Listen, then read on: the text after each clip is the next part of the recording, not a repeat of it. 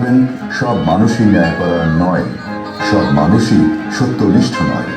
অনুগ্রহ করে তাকে এও শেখাবেন প্রত্যেক বদমায়েশের মাঝেও একজন বীর থাকতে পারে, প্রত্যেক স্বার্থবান রাজনীতিকের মাঝেও একজন নিঃস্বার্থ নেতা থাকতে পারে। অনুগ্রহ করে তাকে এও শেখাবেন $5 কুড়িয়ে পাওয়ার চেয়ে একটি উপার্জিত ডলার অধিক মূল্যবান। তাকে এও শেখাবেন কিভাবে পরাজয়কে মেনে নিতে হয় এবং কিভাবে বিজয় উল্লাস উপভোগ করতে হয়। হিংসা থেকে দূরে থাকার শিক্ষাও তাকে দিবেন। যদি পারেন নীরব হাসির গোপন সৌন্দর্য তাকে শেখাবেন।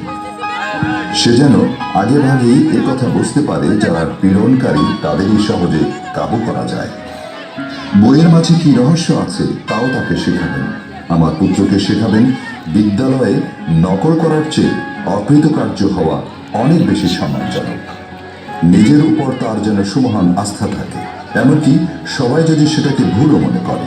তাকে অনুগ্রহ করে এও শেখাবেন ভদ্রলোকের প্রতি ভদ্র আচরণ করতে, কঠোরদের প্রতি কঠোর হতে।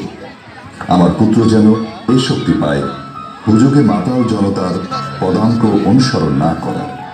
সে যেন সবার কথা শুনে এবং তার সত্যের পর্দায় ছেঁকে যেন ভালোটাই শুধু গ্রহণ করে, এই শিক্ষাও তাকে দেবেন।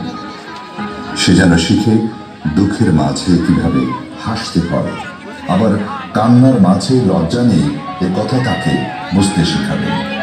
যারা নির্দয় নির্মম তাদের সে যেন ঘৃণা করতে শেখে আর অতিরিক্ত আরাম আয়েশ থেকে সাবধান থাকে। অনুগ্রহ করে আমার পুত্রের প্রতি সদয় আচরণ করবেন, কিন্তু সোহাগ করবেন না, কেননা আগুনে পুড়ি ইস্পাত খাঁটি হয়। আমার সন্তানের যেন অধৈর্য হওয়ার সাহস না থাকে, থাকে যেন সাহসী হওয়ার ধৈর্য। তাকে এও শেখাবেন নিজের প্রতি তার যেন সুমহান আস্থা থাকে, আর তখনই তার সুমহান আস্থা থাকবে মানব জাতির প্রতি। এটি আপনারই বিশ্বস্ত আব্রাহাম লিঙ্কন।